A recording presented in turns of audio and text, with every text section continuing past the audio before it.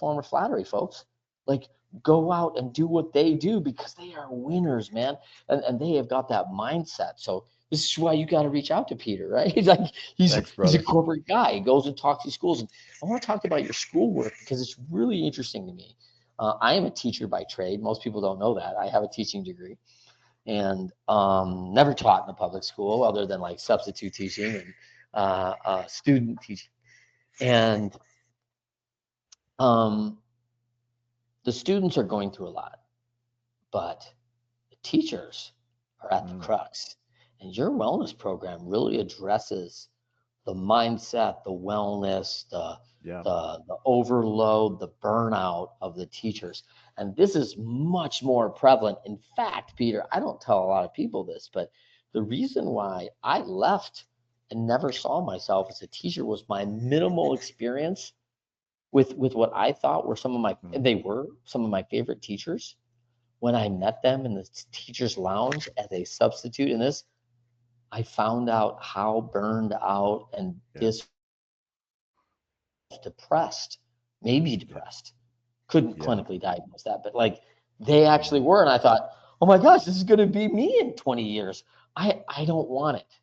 And the very people who got me into that were the very people who said you shouldn't stay. yeah. I hear you, man. I see that all the time. I was married to a teacher for 24 years, with her for 27, the mother of my three children. I admire her. I Right. saw her every day, go to school, give everything she's got, then come home and feel guilty because she doesn't have anything left for her own kids. And she was still an amazing mother and still is. But the interesting thing is, for years, I've been speaking to corporate to companies, Goldman Sachs, Chase, and talking about motivation. And then I blended wellness because it just made sense to me. The way I became successful is I took care of myself first by eating, exercising, directing my mind.